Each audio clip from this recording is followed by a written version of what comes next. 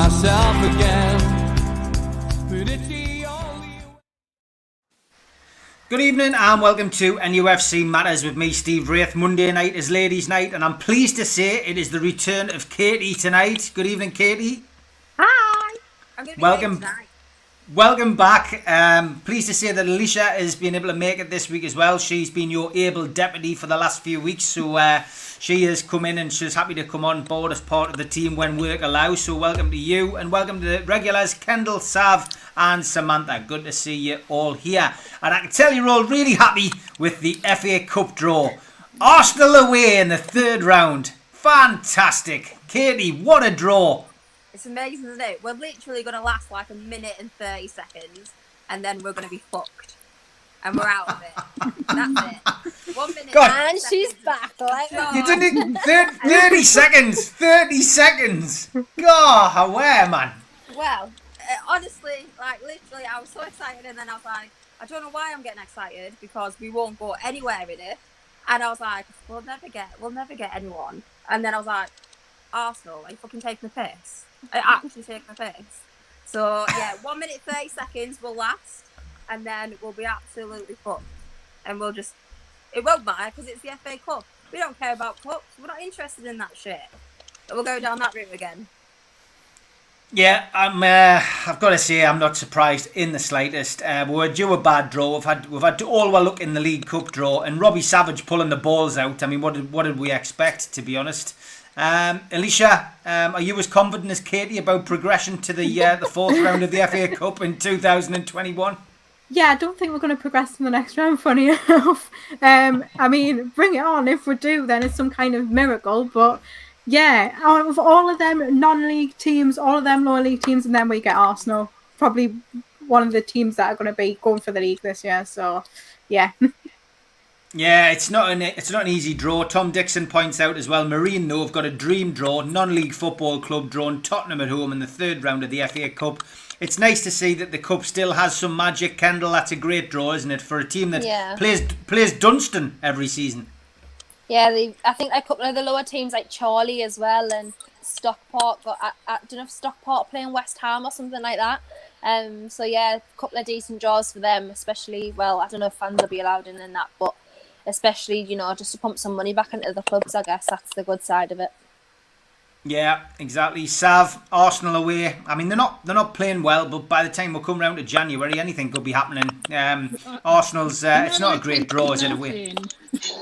Who do you want to win, Sav? Which team? Oh, shut up! I'm not a secret Arsenal fan. I think that's going to be a pants down situation, as it always is normally with Arsenal. And yeah, well, like Kendall said, he'll just say, oh well, at least we can focus on the league now, and finish in 17th, and that it will just be papered over like everything else. I don't really think we've got much of a chance, but they aren't playing great at the moment. But it's us, isn't it? So he'll probably send us out there to sit at the back and defend the ball, and we'll just lose it by 1 or 2 goals. Mark, we will come back to your story a little later. Samantha, the FA Cup draw, it hasn't been kind to us tonight. No, it hasn't, and I didn't see it, and I only saw Kendall's message to say who we got. I thought it would be a big team, it always is. The only saving grace is dependent on where Arsenal are in the league by the time it comes round, because they are struggling. That is under pressure. So, if they're not doing well in the league, maybe they won't focus on the cup, but they're cup specialists, and we are not. So,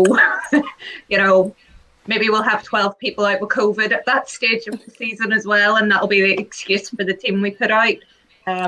You should be excited about a cup game, but we don't know what formation he'll play, what players he'll put out, and what state we'll be in. If Arsenal are playing the way that they are at the minute, and there's real pressure on the club, we could have a chance, but there's just too many things against us at the minute. I think we could be out of both cups by the time that game comes round. Yeah, okay. Peter Robson says, evening all, a massive shout out to Kendall for her makeup tips. She saved an old man's bacon. Love it when our football community shows its amazing side. Peter, wearing makeup, is he? Not for Peter. I mean, maybe he did say like maybe he would let his daughter practice on him. Like, I don't know if he'll be happy with me saying that. We've all, as a father of 2 girls, we've all done that, Peter. We've all been there. But I suppose you've just helped him out in his time of need, which is very kind of you, Kendall. No problem. Not at all. Good stuff. Darren asks, has Joelinton been on the ham and peas putting Scotty and Brown ale? He played well on Friday, 1 assist and 1 goal. Well, we did talk about this in depth yesterday on our show with the lads. And if you want to watch that back, has Joelinton turned a corner? It was quite an honest, open debate. It's available on our show playlists. If you just check 2020-21 season and fan list, you'll be able to find it.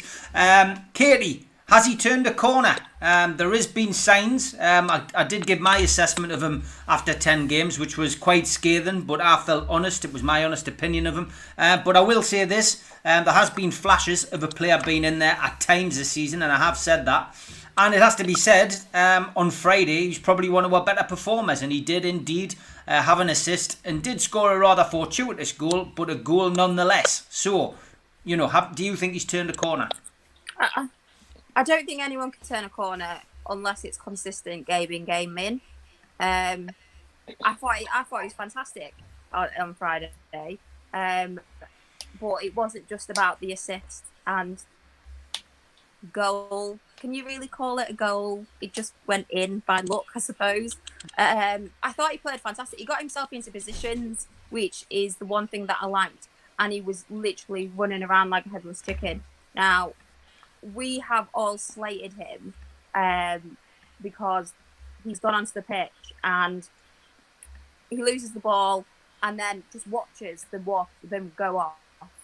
He watches the ball go past him. He's not running around. He's literally just sat there. And it's just like, if you're going to be lazy, then you're going to get all the fans' frustration.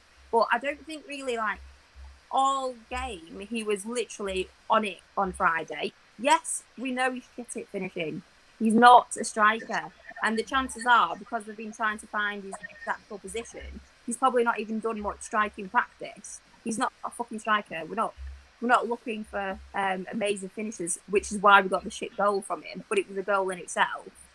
But he got himself into positions. He took people on, which a lot of the time you'll see people just back off and they'll just watch people go straight past them and not even bother. The assist, his little setup to that was fantastic. He had some good crosses, whether they were supposed to be actually like aiming for the goal. If not, he had a fantastic cross at one point, which Wilson just didn't make it in time for.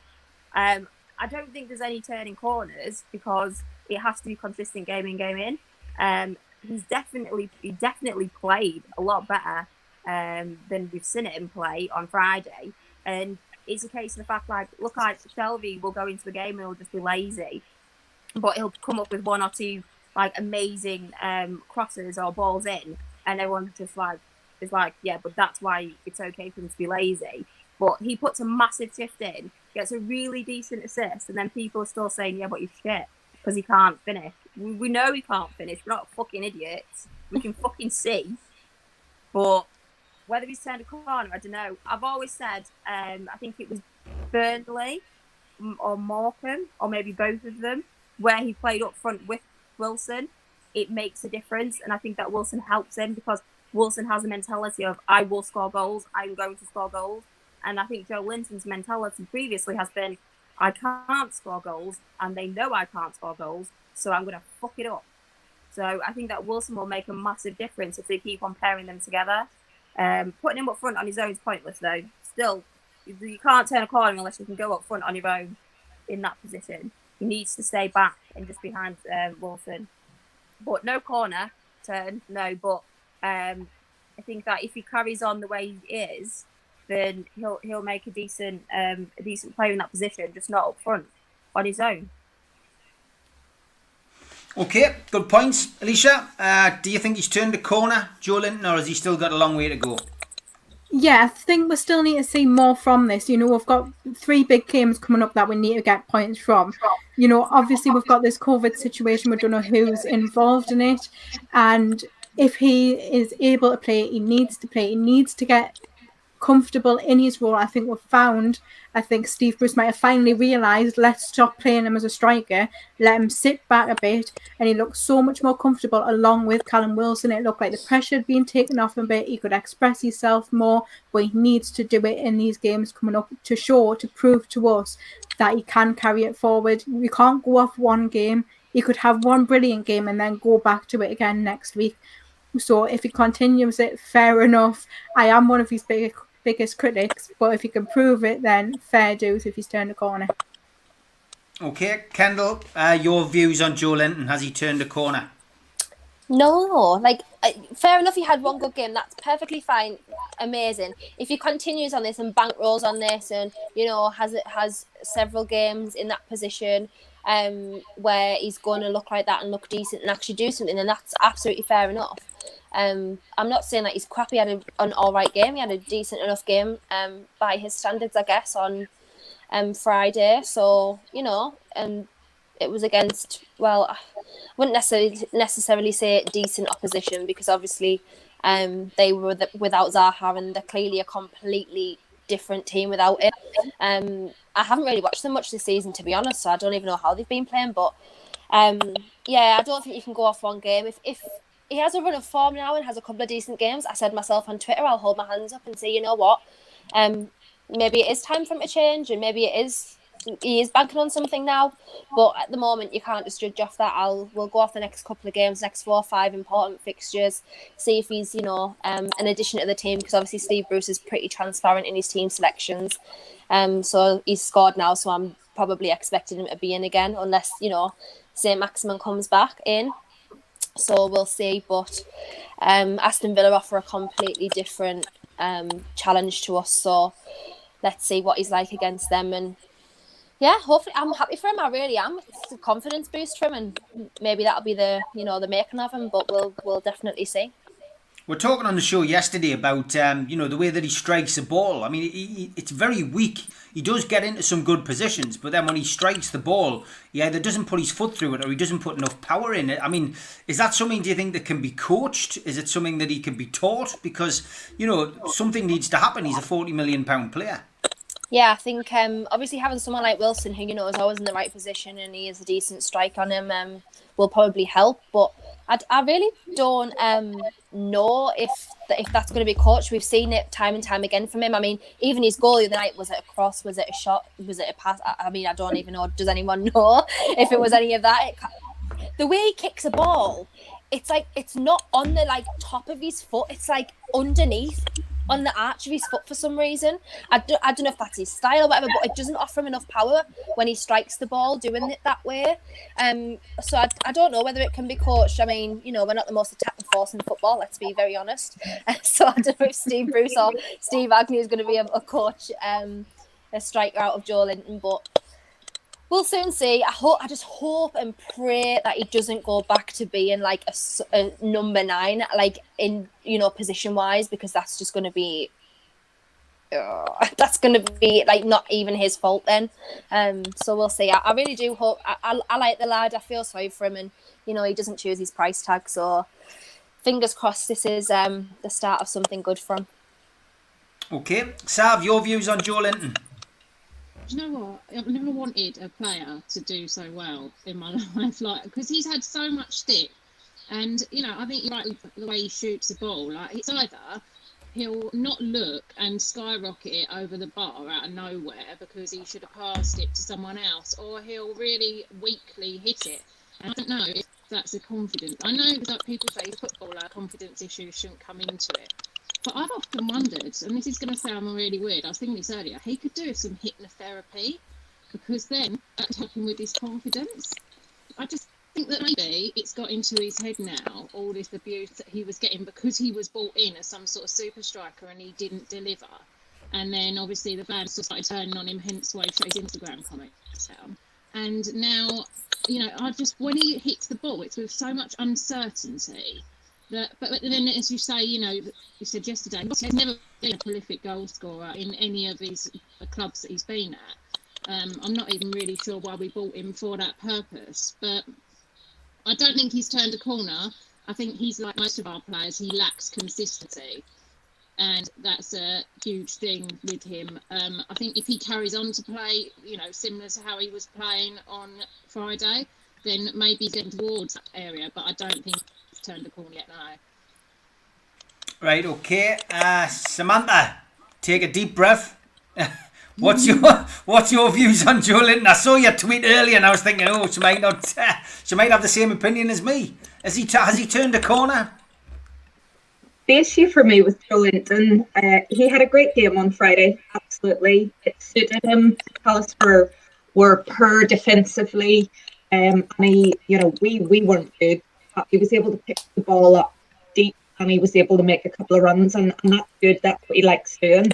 Issue with Joelinton is he has to be able to finish. He's relied on as two forward players in our team when we're playing 2 banks of 4 and 2 up front. So he doesn't have the luxury of not being able to finish. He also doesn't have the luxury of being part of a package deal with Wilson, because if Wilson doesn't play, Joelinton needs to turn up, whether that's with someone in front of him or playing in that number 10.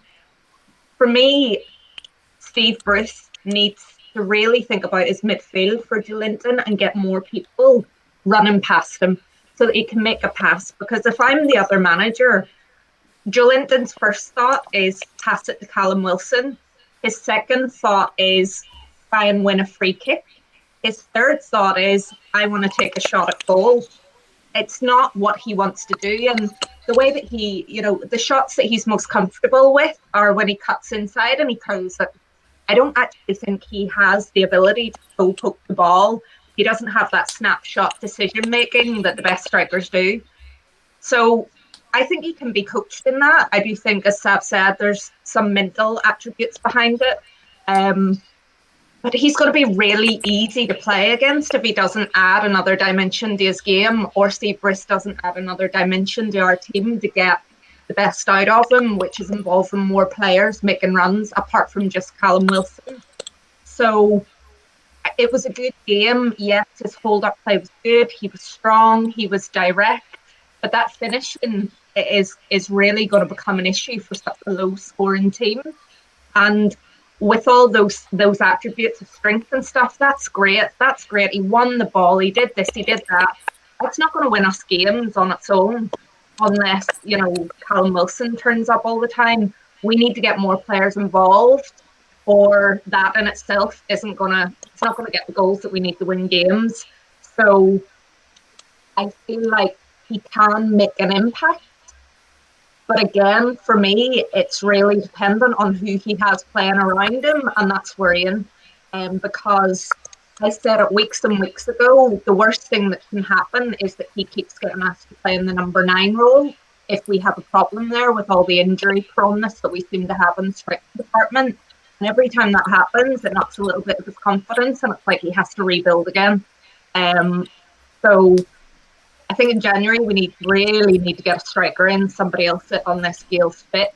But I wouldn't say he's turned the corner. I think we've put him in a position where he can have more influence, but that's not enough because he has to have more final third threat to be a guaranteed starter. Do we have any update on Gale? He trained last week, I think. He did, yeah. On training, but no updates as yet. We don't seem to get many updates, to be fair, on the likes of Fraser and Gale and Paul Dummett, all people who've been seen in and around the training facilities. And of course, we've got this potential COVID outbreak, which is now spreading as well, which we'll talk about after Alan's question. I'll put that up on there just to keep it up to date. And he says, question, girls, Leeds, Arsenal, Newcastle. Who's had the better season so far? Bielsa, Bruce, brilliant jobs according to the pundits. I've got Arsenal under Arteta, done brilliantly. Fans want Arteta sacked, so who's had the better season so far, Katie? It comes down to punditry again, because a lot of people, make their mouths go about our football club. They do it for clicks, they do it for bites, but unfortunately a lot of our fan base do bite. Who has had the better season, do you think? I've not really paid much attention to Arsenal. I think that's probably because of the hatred from Sav. Because she hates Arsenal so much that it's drilled into me to just ignore them. I've watched quite a few. I watched quite a few of Leeds last season, and I've watched a few this season. And though they had obviously a fantastic start, they play really good football. I think they've done a lot better than most people thought they would. Coming into the Prem, a lot of people thought that it would be straight down from the word go. So I personally think that Leeds have probably done the best out of the three, in my opinion. I know Sam hates Leeds, and she has a massive hatred for them, and I unfortunately have a soft spot for them because I've got family who live in Leeds. And it's like the worst thing apparently in the entire world. I put it on Twitter once about how I was looking forward to them being back in the Prem, and apparently that made me the devil, because every single Newcastle fan has to hate them. And obviously I didn't follow the fucking rules, did I? And fucked up then. But, on a basis of the fact that the pundits look at the table, they look at well, they don't really look at many stats, but they look at the table and look at the results. They're going to go for the other teams, but I think that from a football playing point of view, the Leeds have probably had the best one. We certainly haven't, because we play shit. Unless it's like smash and grab at the end of the fucking match. Oh, don't say smash and grab, you'll get pelters off people on social media. Like, God, I mean, people need to realise what... Oh, no, you're not allowed to be negative. Can be negative? You're not allowed to be negative. You're not allowed to criticise, guys. Oh, fuck that. Fuck that, right off. God, it's good to have you back, Katie. I've missed this. Alicia, Leeds is Katie's shout. I would agree. I think Bielsa has had a great start to his life in the Premier League because of the way they play. It's an exciting form of football. It's like watching Keegan's Entertainers. You know, they're not bothered if they concede 3 because they'll score 4. But there's a method. There's he's got them playing in a system. When he's lost players through injury, the players who come in know what they're doing. Football is quite a simple game, really. You know, it's sometimes poor coaches make it look difficult. But who do you think's had the best start of the season out of those people mentioned? Yeah, as much as it pains me to say it, I'm going to have to say Leeds. They did exceed my expectations. Coming up, you know, you're kind of like, right, yeah, they're going straight back down again. It took them God knows how many years, nearly all my lifetime, to get out of the Championship. So my instant reaction was, yeah, they'll go straight back down. But they've actually proved the worth in the Premier League so far. They've played attractive football. You know, I'd be loving watching that football week in, week out compared to what we get. And in terms of Arteta and Arsenal, they should be around there anyway. They should be competing with the players that they've got, with the signings they've made and the amount of money they've spent. There is no reason they shouldn't be where they are. But Leeds, the way they play, they've outdone my expectations. And as much as I don't want to say it, I'm going to have to go with them. Okay, Leeds seems to be the favourite amongst the panel so far. Kendall, are you going to change that? No, completely agree. Because the way I look at it, so obviously, not even Bielsa. So Leeds, from the top to the bottom, have got people invested in their club. The owners invested massively, has improved the club hugely over the past couple of years. They've got an amazing manager who is a character. He knows what style of football he wants to play. He has implemented an identity in that team that was smashed the Championship last year, and is now continuing that into the Premier League. They have got a massively loyal fan base, the same as Newcastle do, and I think that's why a lot of people always link us together, because they're similar sort of clubs. The problem with Arteta is now, Arteta and Bruce, they've spent money and they haven't improved the squad, in my opinion. Not the squad, but the style of football. So they haven't improved or progressed. Arsenal finished 8th last year. That was a really bad finish for them. And they don't look like they've improved this year. Their defence is absolutely shocking. They have got one of the highest paid Premier League players in Aubameyang, and he's doing nothing because they're playing such sitting back defensive football at the moment. Similar with Steve Bruce, we've got an unbelievable striker in Callum Wilson, who is scoring pretty much all of our goals. They're relying on Callum Wilson as like a talisman for the team. Whereas Bielsa has got this imprint on his football, and they're playing out from the back, and their attacking football is amazing. They've signed really, really good players for really good prices, like Helder Costa, Rafinha. Like, his goal the other night was unbelievable. They just look great, and I think the problem is they've been pretty inconsistent with their shooting. I think they've had like 87 shots in their last 4 or 5 matches, which is unbelievable. But so they need to be more consistent in the goals that they're scoring. But I think they'll be absolutely fine. And if Bielsa continues to build and the owners stays invested as they are, I think that's going to be absolutely amazing, because Arsenal and Newcastle unfortunately don't have the best owners. They don't have owners that are invested in the club and in the the football identity of the club. They're just it's just business to them, which it is a lot of these days. So yeah, it's got to be Leeds to me. I'm actually really enjoying watching them this year, and who knows what they're going to do. Okay, Sav, same question to you. Favourite team so far? I think Leeds probably are the most entertaining. Yeah, I completely agree with everyone else. To watch, Leeds are, they're much more entertaining than, say, Newcastle or Arsenal. Arsenal, I don't talk about them because then everyone says that I secretly support them, but I watched a clip of them today, and it was like watching us. They were all running around after the ball, not really knowing what they were doing, passing it back when they could have got it forward. I was sitting there, I was thinking, God, they've turned into us now. But no, Leeds, they can get forward. They did some good business in the transfer window. They hit the ground running initially when they came up into the Premier League. It's just that inconsistency, Kendall said, 87 shots in 4 games. That's amazing. Will we get 87 shots this season? Do you know what I mean? That's the difference in the style of football, and I think that they'll be fine this season. So, yeah, I completely agree with Leeds. Okay, big thanks to newworkwear.com, specialist in the supply and branding of clothing for the workplace, and it's straight. Well done, Katie, straight on there. That's a grafter for you.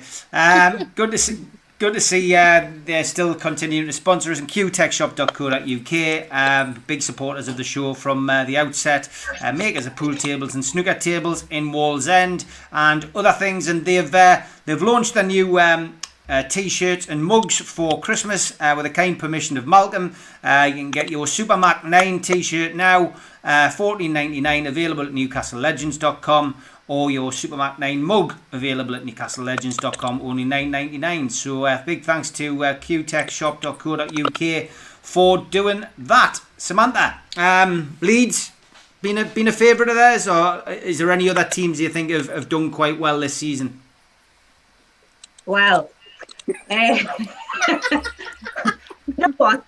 If you ask the question, who has had the better season, and you take everything into consideration, it's Newcastle, because they are abysmal. So you're talking about Bielsa. He's created a football and culture in Leeds for the last couple of seasons. He's brought them up. He's bought well. They're attacking teams. They're playing good football. They've got the same amount of points as us. And we play Jeff Hendrick on the right of midfield. So, we don't have that same squad. They're a bit like Wolves in that they've got a great philosophy. They've got a great ability to buy.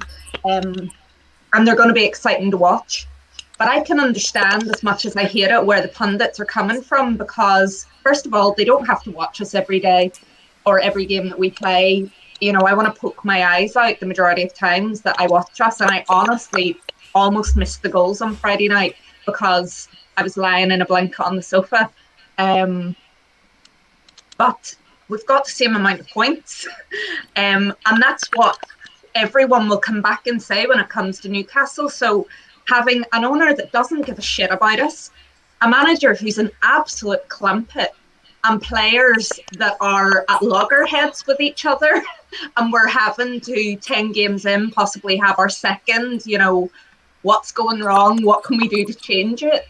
We're sitting on 14 points, which is the same. Arsenal would have been my kind of second team. My friends that supported them, I always would watch them when they were good, and they are a club that are an absolute mess. As Kendall said, Aubameyang's not turning up since he got his contract. Ozil is paid a fortune to not be in the squad.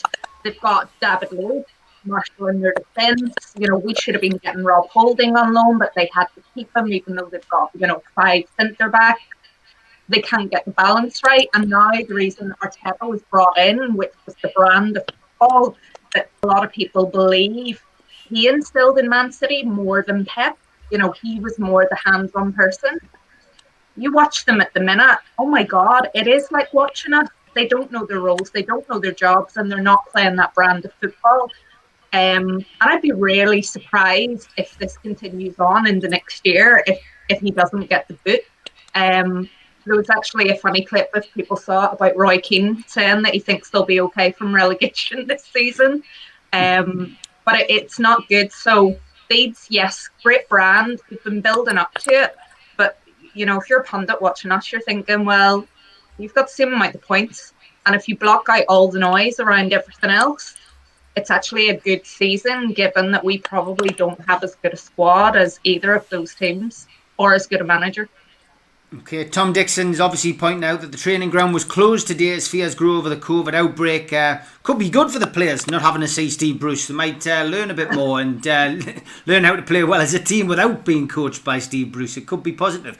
But joking aside, COVID is obviously hitting our team quite badly, Katie. And you know, looking at the stats, I was listening to Radio Newcastle a little bit earlier, Total Sport, and I think we have to be left with something like 14 squad players before the game would even be considered to be cancelled. So it's not as bad as that at the moment, but obviously no information coming out from the club whatsoever. We're not sure who's affected, who's got it, you know, or anything. So we can't really worry about things until maybe news comes out, can we, Katie? It's literally a case of now just looking to see who we've got on the training pitches and who's going to show up on the actual lineup for the games, because we're never going to find anything out. No one's going to tell us anything, and it's literally just a case now of just waiting and just seeing who appears. It makes me nervous. Bruce likes to when we win, he likes to play the exact same squad. So you know that if somebody isn't starting, who was starting, and they aren't on the bench for the Villa game, that they probably have got COVID, because the chances are... Chris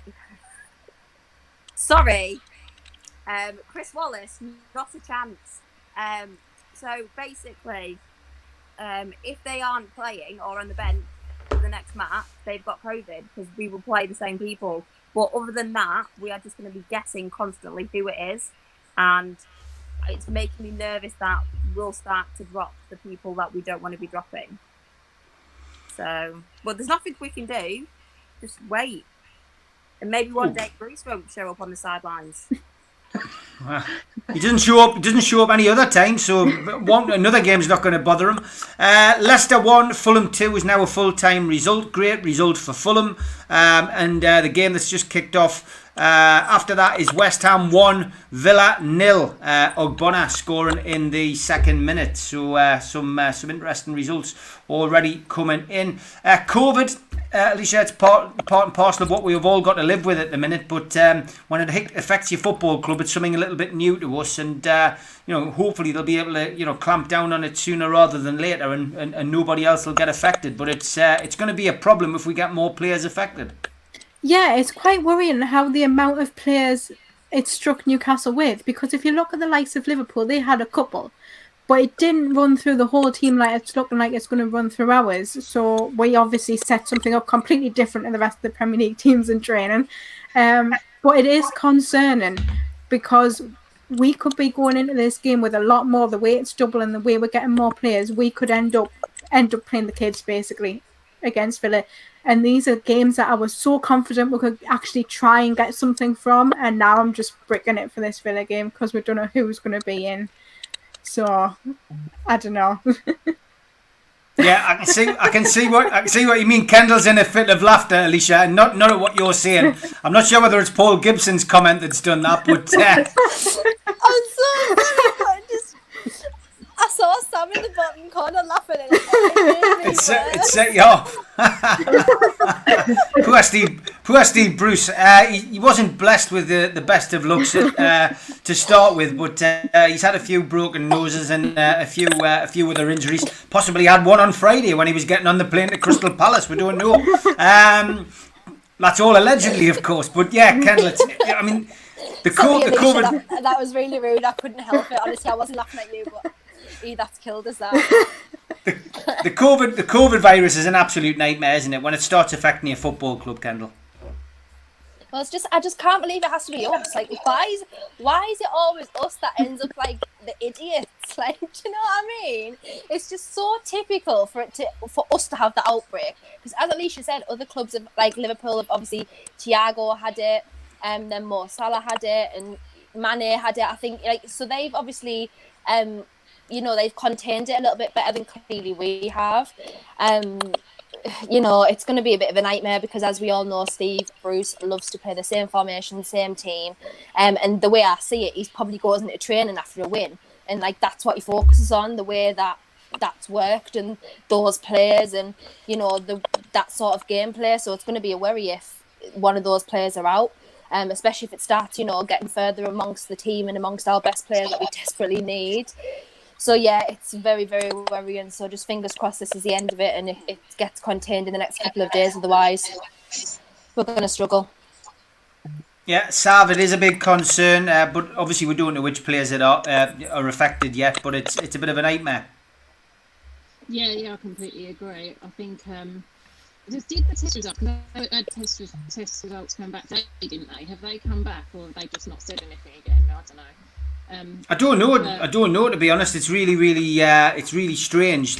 But we're not getting any information at all from the club. No, are you okay? Kendall's back off again. Just because it's one of those things where one thing makes us laugh, and then everything just starts setting off. So then I just laugh at everything. I'm muting myself so that I don't interrupt. Go on, Sav. But no, not like I was already sort of dreading the Villa game. I don't know why. I just had this horrible feeling they're going to run at us, and we're just going to all sit back, and then they're going to pop a couple of goals in. And now I'm thinking, if it is like our normal squad players, we're going to really struggle because we were saying a few weeks ago how if like St Max got injured or if Wilson got injured, we were a couple of injuries away from being a completely different side. And if we've now got, what is it? Is it 4, 5, or is it 4 and 1 staff? I don't even know anymore. That are out. Then it's going to be actually quite. So and the other thing that I think is maybe it gives some of the younger ones a bit of a chance to. Sorry, all I can see is Kendall's shoulder next to my head bopping up and down. It would give the younger ones a bit of a chance because they very rarely get a look in. So maybe it would be. Not a good thing, but maybe it just gives them a little bit of a chance to show what they can do if it's changed up a bit. But no, it's not good, and hopefully it can be contained. Yeah, I think we should need to bottle some of Kendall's laughter. I think it could do everybody the world of good. Trolls, very good statement from Steve Bruce today. We're going to run COVID off. That I wouldn't be surprised at all. We could do without any jokes. Kendall needs to calm down. Tom Lynn says it's not strange that the club haven't said anything. It's entirely normal for Newcastle United. Yes, definitely. And Paul Gibson, well done. Kendall's nearly in tears, says Matt LaRue. Causing a lot of hilarity on there. Taxi for Kendall, says Rich Story. Okay, last person to talk about COVID, Samantha. It's not great, is it? No, and we had our club doctor coming out a couple of months ago talking about how we were managing it in the club and the great things that we were doing, and I thought we were being really responsible. And the only thing that kind of came into my mind a little bit is, would this have been the result of the unrest that we've heard about in the squad in the last week or two? If you're throwing names about, people are talking about Lascelles, they're talking about Hayden, they're names that we kind of thought had a little bit of frustration at the minute. So, it's probably nothing, but if this has come about from the result of the fact that, all right there, Kendall? The fact that players weren't following the rules to the letter because of stuff that was going on, then that's not good. Yeah. Okay, Darlow and Dubravka, obviously two great keepers. I had a chat about this on another podcast today. Somebody was asking us will he come straight back in? We've talked about that on the show. From my perspective, being asked if Darlow can should he be getting called up for England? That's a different question, Katie. I think, is he good enough to play in goal for England? Are the keepers who are, in that position already better than him? I would say, I don't think we've got a great keeper. Jordan Pickford, Pope, are they better than Carl Darlow? Darlow's had more practice this season than those two keepers. Is it time to pick him for? Is it time to pick him for England? Has he proved his worth? I don't know. I think, to be fair, you need to see whether he can stay as the number one keeper for us, really, before you start thinking about whether he can go to England. At the moment, during COVID, I don't want him to go anywhere near anyone at all. I want him to stay isolated by himself in a goal somewhere with no one near him. But he's heading in that direction. It just depends whether he stays, if he stays fit and if he stays playing, because obviously he wasn't our number one. He only got in there because of Dubravka. And I think that it is going to be a case of the fact that Dubravka has to prove himself being back into the squad. I'd like that to be the case, because I've absolutely loved watching Darlow. His reaction time is beautiful when you're playing the fast-paced teams, and he's just got a really good instinct. I think that if he was to stay as number one for us, then he would be on the level that he would probably be one of the better choices for the England team. Whether that happens, fuck knows. We tend to get ignored by Southgate. Well, rightly so, to be fair, because we're shit. But I'd like to see him here. But it's a case of the fact that he needs to keep playing. He needs to keep going the way he's going. And whether Dubravka's going to come in and we're not going to see him for games on games is what we'll have to wait and see, really.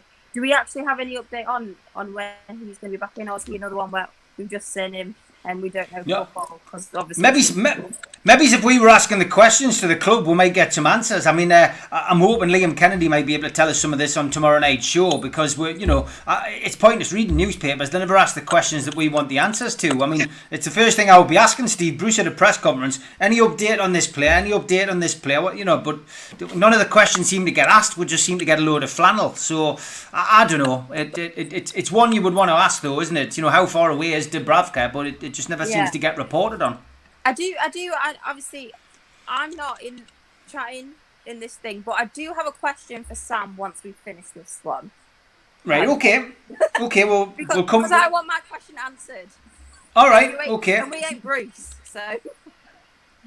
All right. Okay, Alicia, where do you stand on Carl Darlow for England? I mean, you would love to say that your goalkeeper is number one for England. Like, everybody wants to say that. Like, our goalkeeper's representing England. He's doing so well, but I have a feeling he's going to get pushed out by Dubravka when he comes back, just because I feel like that defence might have a bit more stability, knowing they can play with Dubravka, knowing they don't have to worry about anything because of how many games he kept in last season. And yes, Darlow's done very, very well, and he's miles better than John Pickford in my opinion. But I just think Gareth Southgate is never going to touch any Newcastle player. We've said it in the past that at least a few of our players should be up there getting call-ups, and he never goes anywhere near where he comes and watches where, and I think he's just looking at the other team half the time. I don't think he even looks at our players. And at this moment in time, I don't want Darlow leaving. I don't want the risk of any more international players coming back, carrying COVID, picking up injuries. It's just another risk to your team. I think now isn't the right time with everything going on. We cannot risk losing him if Dubravka for some reason ends up with another setback, which he could do. So I would like to see him stay, prove his worth, prove he can challenge Dubravka seriously, and then I'd like to see him going for that England spot. Okay, Kendall, where do you stand on Darlow for England? Do you think it's a good shout?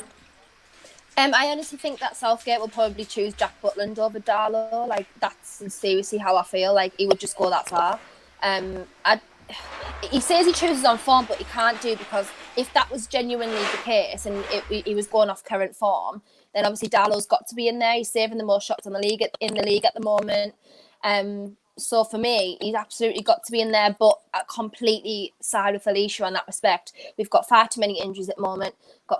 Obviously this coronavirus thing's a bit of a worry going on. We cannot deal with losing Darlow. So right now, obviously we've got Gillespie, but we've only got Darlow as our fit keeper.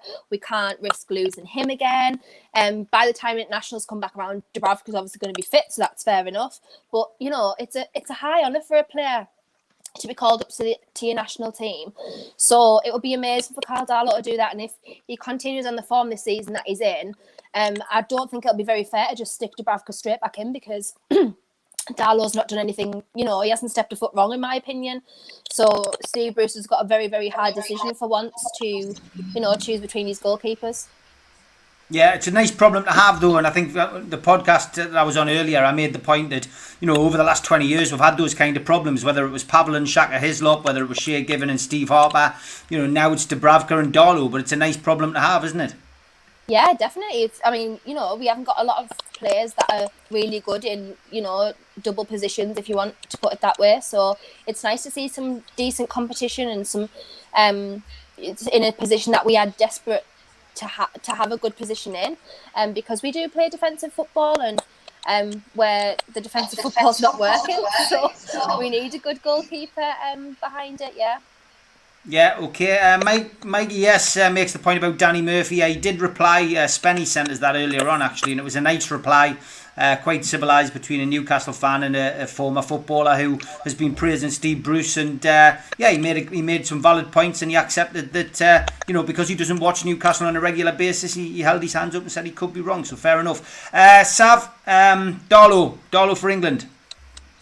Yeah, you know what? I do think he's miles better than Pickford. I cannot stand Pickford. I don't know why he's first chosen all the time. I don't get it. You look at someone like Darlow and you look at the record, of saves that he's made this season alone, and you look at Pickford, who had to sit on the bench when they played us because he was so angry about it, and we were getting in his head and things like that. I think it's a no-brainer, but I do agree. I don't want him called up to England at the moment with all the COVID and the injuries going around. Because the other week when he was hopping around on one foot, we all panicked because we was like, well, who's now our fourth goalkeeper if Darlow's out? So I think he's got to be preserved at the moment. And, I don't know if Gareth Southgate would pick anyone from Newcastle, to be fair. He seems a bit blinkered in his choices anyway. But I definitely think he's got the form at the moment. I don't see why he wouldn't be picked forward over someone like Pickford, because in my opinion, Pickford's awful. Yeah, John, thanks for your donation. Yeah. No, nobody does. Yeah. No, John, thanks for your donation, mate. Very kind of you. It does go towards the channel and help make it a bit better, which is great. Thank you for that. For me, Carl Darlow has to be considered to be in the England squad. The guy had been awesome this season. He's better than Pickford this season. Sadly, Southgate won't pick him. Why? Because he plays for the Toon. Seems you're not the only person, Sav, who believes there's a little bit of bias towards teams in the North East. Paul Gibson, Richie has to be captain. He was excellent when he came on the other night. And Tim, I think we might carry this on tomorrow, mate. This one, the Jurgen Klopp one, because it's a one I'd like to go into with Liam, to be fair. Samantha, Darlow for England. He'll not get picked. Southgate came into England professing to pick players on form, and he just lied. He's lied through his teeth, especially in the last dozen squads that he's picked. My choice for England goalkeeper would be Dean Henderson, and this will be my shout out to Jamie from Man United. If Ole would grow a set and take the hair out and actually put Henderson in, they would probably be in a better position. It would get him game time, and he should probably be England's number one. Darlow, yes, he could be in with a shout, but I made the point weeks and weeks ago that I don't consider him Newcastle's number one keeper. Someone made the comment, Dubravka's in the top 5 keepers in the league, and I stand by that, and I would like to get him back into the team. I think the cup game, if he's fit, it'll be interesting to see who starts, because usually the keeper that starts the cup game's the number 2. He might do it for fitness, so he could get called up, he could get a couple of caps, but then I would fully expect him to go out of our team, and for Dubravka to come back in and get that number 1 jersey. And although, yes, Darlow's doing well, then the other side of the coin for me for next season is that I want to see Woodman coming back. because he's younger and he's the future. So start of the season, I said the same thing. I'm really pleased to see Darlow do well. I think he's proven himself to be a better keeper than any of us thought he would be.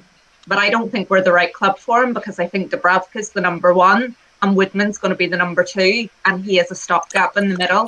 If Southgate could grow a set, he should call him up, because I think it's embarrassing to continue playing Pickford. But I don't think that he will, because I just think he's lost all respect in terms of the squads that he's picking now. Fair enough. Good points all round. Last 10 minutes of the show, and John from QTech says current bid is £105 from Tricky Tips for the t-shirt. And of course, this t-shirt is available on my Twitter account at Steve Wraith. So you've got literally a couple of minutes to make your bid, and it's quite an impressive one. It's an NUFC Matters Ladies Night t-shirt with Katie's Swear Jar logo on the back. £105 for that, for the lucky winner, which could be at this moment Tricky Tips. If you want to change that and you want to donate some money to the food bank and top £105, then get on to at Steve Wraith on Twitter now. You've got just about 5 or 6 minutes to do that now, and as I say, a fantastic amount to raise. Sai says good call, Samantha, he needs to be back in, very consistent. Tom says who cares about bloody England or international football at all, club before country. Darren says De Gea went out injured, so Henderson will get game time. Darlow has done well, but he doesn't demand his box, says Tim. Lots of comments on the goalkeeper situation. If Swansea go up this season, do we have a reason to Woodman his rightful place, because he's been promised a year to get that shirt? Yeah, Woodman often in the plans as well. You often forget him because he's out on loan. Spudsy says, my opinion, Darlow should be nowhere near the England squad, but then again, who do England have? We don't have the like of Seaman anymore, which is fair enough. And yeah, lots of comments coming in on that, which is great. Look ahead to the game at the weekend. Not our favourite opposition, it has to be said, Katie. But what do you want to see? What do you want to see on Friday? I suppose you want to see a fully fit squad, and being able to play the game would be nice. But we're not sure where we were. But theoretically, if we've got a squad and the game goes ahead, how do you see that going? It's another 6-pointer. I'm shitting myself against Villa. Villa make me nervous. They do make me nervous. I think when I said a couple of weeks ago, when we went through like the next 7 games or something, Villa were one of the ones that make me more nervous. I'd like to see us. I always like to see us do more attacking, to be fair, but we don't really tend to follow the route. I think we'll probably end up going on a defensive game, and I think we'll probably get beat. Okay. No, fair enough. It's how you feel. We did have a smash and grab at the weekend against Palace. It was a great result. Newcastle, support Newcastle for as long as we have. History does tell you that after getting a result like that, all the expectation is on, well, we should beat Villa and we should do this and we'll do that, and we'll probably get beat off Villa. Yeah, I mean it's Newcastle logic. Alicia, are you of the same mindset, or are you feeling a bit more confident? Yeah, I'm not exactly confident this game. For a while, I haven't been confident going into games, and the news that's been coming out in this week, as long as the week's been going on, my confidence has just got lower and lower. Hopefully, fingers crossed, everything crossed, we can get something from this game. Villa do have a mistake in them sometimes. It depends who turns up for them, and at the end of the day, if we have a fully fit squad and it's not the first team players that we're going to end up without, we could get a draw realistically. Are we going to get a win? Probably not, but I'm just hoping it's not another loss on the cards for us, but it wouldn't surprise me if it was. Okay, Kendall, how do you see the game going at the weekend against Villa? Yeah, I completely agree, obviously. I mean, I know Barkley's been out the last couple of games. I'm not entirely sure what's going on there.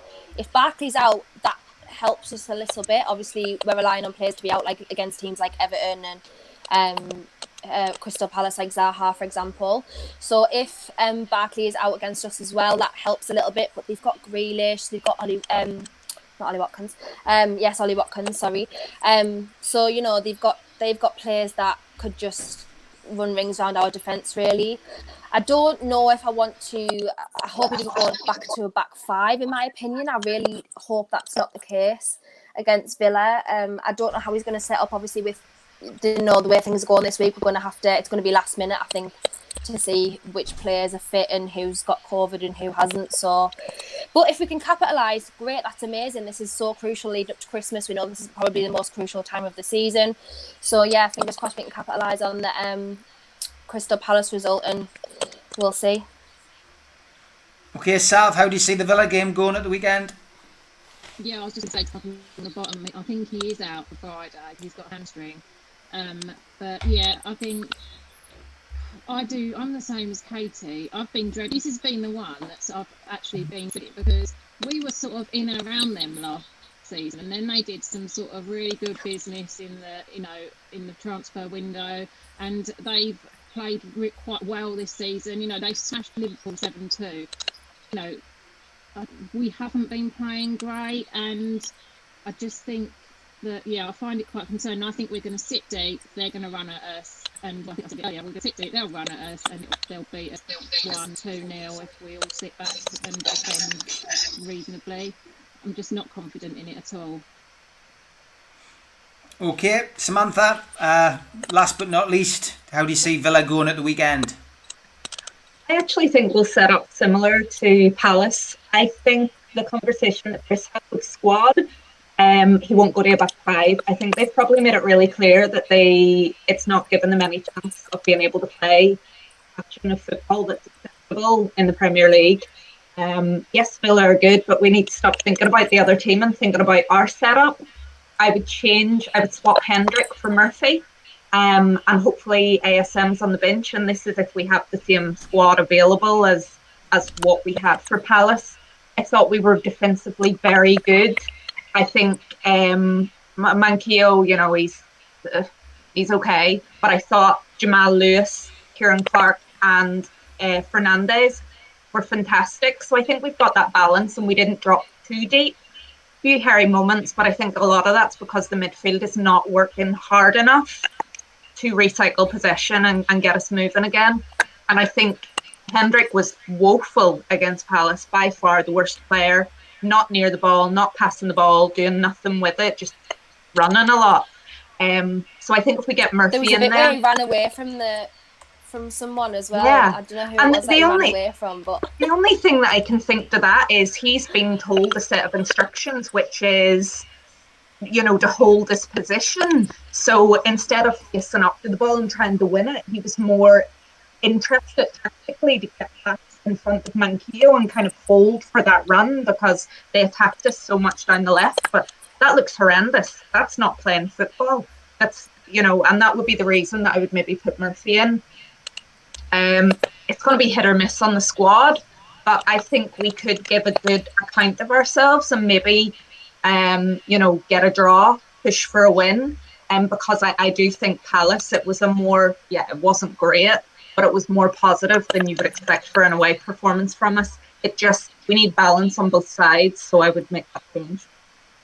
Okay, great points, and that hour, as always, on a Monday flies over. Big thanks to the girls for joining me tonight.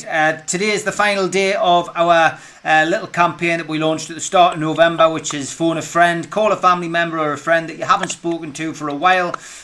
Makes a difference. It has made a difference. I've had many messages and inboxes, and I know some of the other guys and girls on NUFC Matters have had as well, from people who just said thanks for doing this. It has made a big difference to us. We know that we made a difference with the podcast as well over the lockdown period. So just want to thank the girls and all the lads who chip in each night to give you all the entertainment. It's been a pleasure doing it, and we will continue it throughout the next few months. So thanks everybody for that. We'll play the video one last time. Tomorrow we will be launching a new campaign through December. It's going to be called Think Before You Tweet. As many of you know, I had my own issues with trolls at the start of last month, and the documentary, which I said I was going to make, will be out on the 15th of December. It'll be available on YouTube and on Amazon. Got to say, very insightful.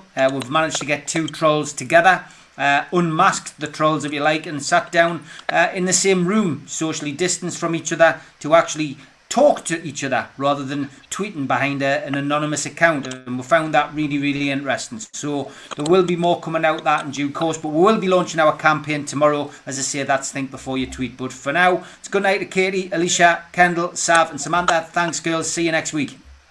Bye. Bye.